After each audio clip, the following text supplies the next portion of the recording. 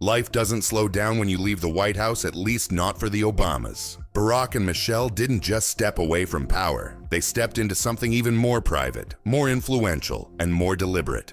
In fact, their combined real estate holdings are now worth over $20 million. 2 homes, one in the heart of DC, the other surrounded by ocean and whispers on Martha's Vineyard. So why those places? Why these exact homes? Stick around, because this story reveals more than anyone expected. The world thought the story was over in January 2017. Barack Obama handed over the presidency, and everyone expected him to fade into the background like most former leaders. A few speeches here and there, maybe a memoir, maybe a foundation, and then silence. But the Obamas, they had a different plan. They didn't disappear, they repositioned. They shifted from the public stage to something quieter, but just as impactful. No more Oval Office, no more motorcades, but still very much in motion. They weren't chasing headlines anymore. They were building something intentional, not just a foundation, but a lifestyle. One rooted in legacy, privacy, and control.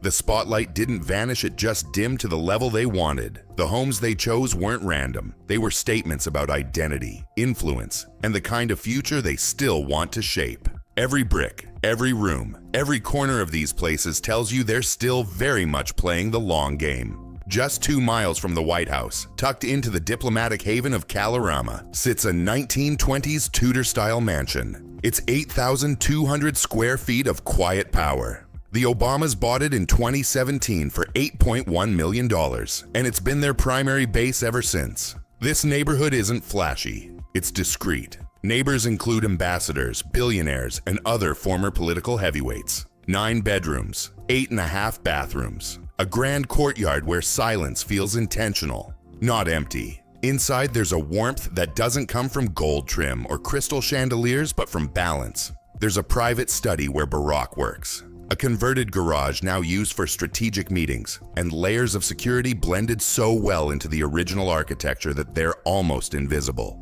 The home doesn't scream wealth, it whispers influence. It's not meant to impress, it's built to function. A place for calm mornings, deep thinking, long dinners, and conversations that won't trend on social media, but will shape the next decade quietly, behind the scenes. Then there's the Martha's Vineyard home. This isn't just a beach house. It's a retreat designed for escape, a place to disconnect from the noise. The Obamas bought it in 2019 for nearly $12 million, but its real value lies in its silence. The estate sits on nearly 30 acres overlooking Edgartown Great Pond, with access to a private beach that stretches into the Atlantic. No traffic, no media, just wind, water, and space. The main house is nearly 7,000 square feet. 7 bedrooms, a pool, a detached barn, a long private driveway.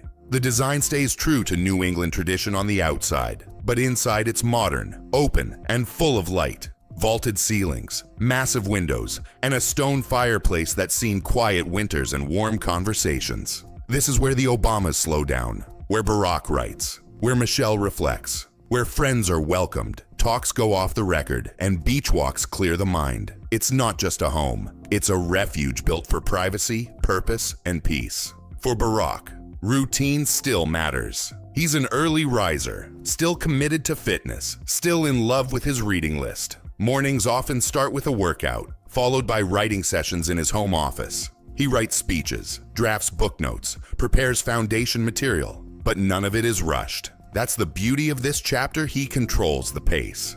Michelle's routine is different, but just as purposeful. She's spoken openly about being in therapy, not out of crisis, but growth. She's entering a new phase, one focused on self-discovery, creativity, and wellness. She's still writing, still advocating for girls' education, still using her platform, but it's all on her terms now. And when Malia and Sasha are home, the houses shift. Dinners together, Netflix nights, laughter in the hallways. It's a reminder that no matter how iconic they are, they're still a family trying to enjoy the moments. Don't mistake silence for inactivity. The Obamas may not be in office, but they're still shaping policy, public thought, and global movements. The Obama Foundation is growing rapidly, with its most visible project, the Obama Presidential Center, rising in Chicago. But behind that is a network of youth programs, scholarships, and leadership incubators. Barack speaks at selective events, not too often, but when he does, people listen. His voice still commands global attention.